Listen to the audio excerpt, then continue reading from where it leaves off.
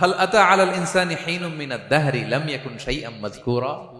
আল্লাহ বলেন একটা সময় ছিল উল্লেখ করার মতো তোমার কিছুই ছিল না। আজকে তো এত লম্বা চোরা মানুষ, আমরা কিছুই ছিলাম না।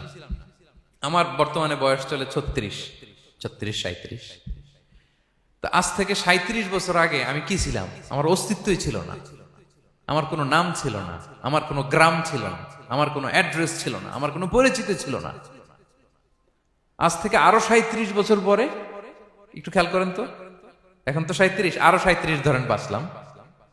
এরপরে আমি দুনিয়া, দুনিয়া থাকবে কিন্তু আমি নাই।